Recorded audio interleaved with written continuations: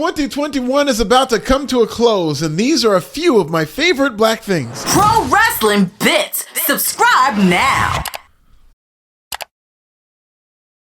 Let's start with an honorable mention in the form of WWE at Rolling Loud.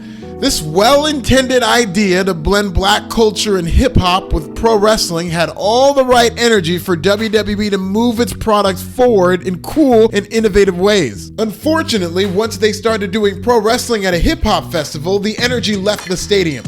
WWE at Rolling Loud was an impressive production as WWE Superstars wrestled before a sea of thousands of people. But what looked like a WrestleMania sounded like the ThunderDome.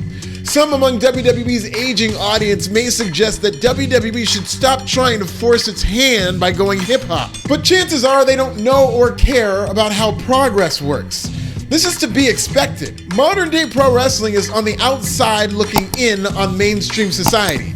Wrestling just isn't cool in trendy spaces like Rolling Loud, which partnered with WWE on short notice. With limited time to promote these matches to a hip-hop audience, they seemed even more random. But you've got to crawl before you walk. Pro wrestling may be on the outside of the mainstream, but black culture is its golden ticket back in, similar to how the rock and wrestling era made WWE pop off in the 80s.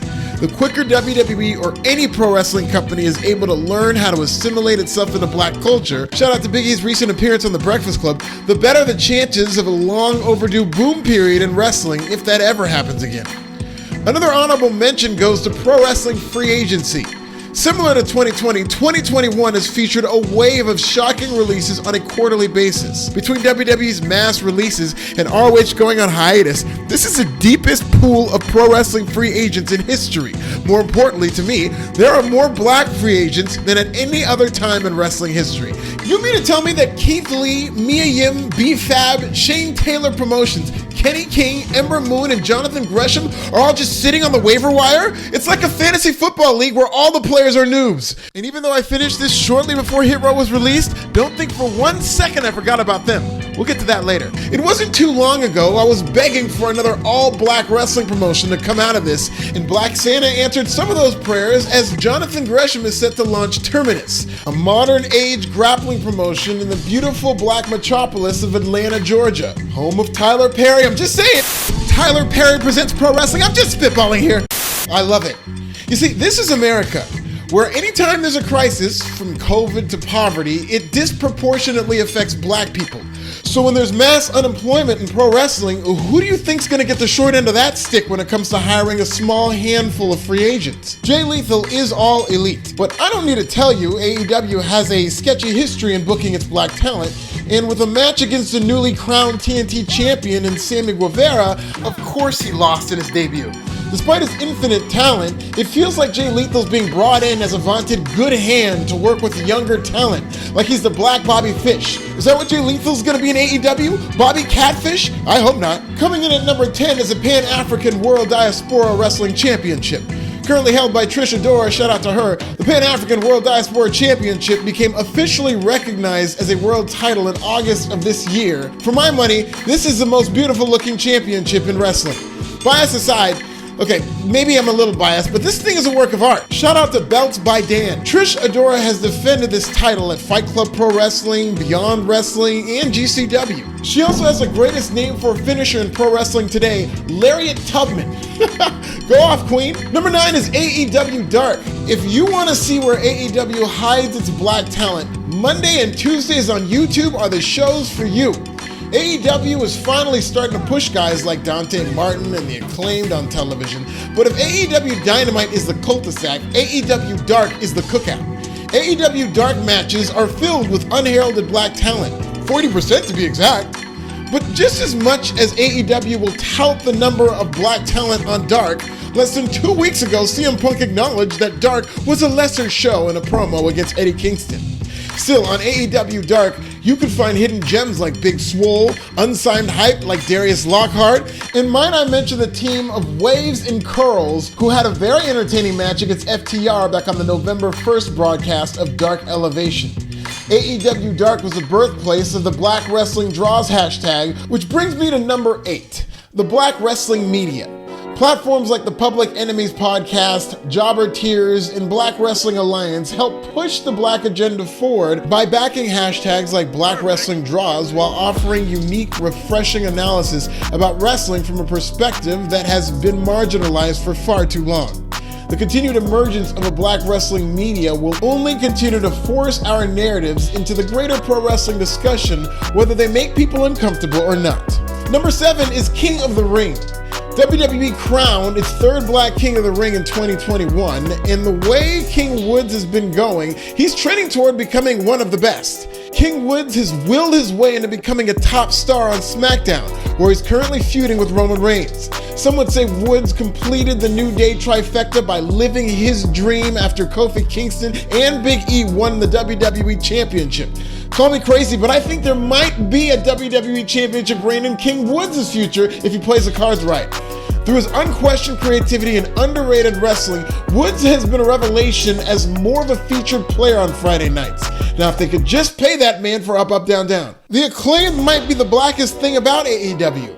Hell, they might even be too black for AEW if you ask me. As many have pointed out, top white pillar MJF has carte blanche to cut promos about New Jersey skanks, meth head widows, and Lex Luger being bound to a wheelchair. But when Max Caster makes a Duke Lacrosse reference as part of a hip-hop punchline, he got put in timeout. Bad Max Caster. I guess kayfabe works differently when it comes to those dangerous rappers. Caster's rebounded fantastically though, making the most out of his limited TV time recently by working within the system and delivering high quality Tony Khan approved bars. Having said that, Max Caster feels wasted in AEW. He was the wrong skin color to be considered a pillar, and at 32, he's not necessarily the young up-and-comer of a Jungle Boy or a Darby Allin. AEW is so limited in how it presents black culture, Max Caster's best possible opponent isn't even in the f***ing company. The world just wants to see Max Caster battle Top Dollar from Hit Row. Can we make this happen? Money in the Bank 2021 might as well have taken place in February. Big E became the first black Money in the Bank winner after 16 years and 30 Money in the Bank matches. Furthermore, Money in the Bank 2021 featured Bobby Lashley versus Kofi Kingston for the WWE Championship. It was the first ever one-on-one match for the WWE title between two black men. The NXT North American Championship continued to be soaked in black excellence in 2021. Of the 13 NXT North American champions, 6 have been black. Past champions include Keith Lee and Leon Ruff, and in 2021, the NXT North American Championship went black to black as Carmelo Hayes beat Isaiah Swerve Scott. Speaking of Carmelo Hayes, he's November's Black Wrestler of the Month. A ready-made top star in the span of 4 months, Hayes is a walking, talking clapback to the give it time argument. Carmelo started off by losing an open challenge match to Kushida in June. 2 months later, he won the NXT Breakout Tournament. 2 months after that, he was champion, the A champion. Jade Cargill, who might be in movies this time next year, just celebrated her 1-year anniversary in AEW and is just now starting to be consistently featured. NXT messed around and took Carmelo Hayes from an unknown to a top star in a matter of months. Why? Because this is scripted. Pro wrestling has the luxury of manipulating any situation to play to the strengths of a promising athlete that a booker sees potential in. The longer that doesn't happen with elite black talent, the more questions I'm gonna have as to why. Hit Row was a black revelation in 2021.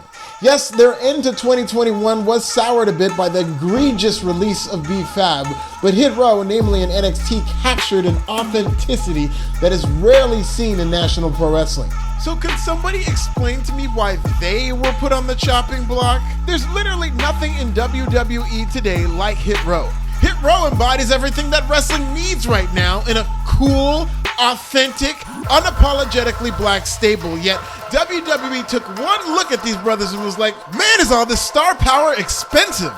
Hit Row had a cipher. You pretty much have to love hip-hop to even know what a cipher is, which tells me NXT gave Hit Row the creative freedom to be authentic.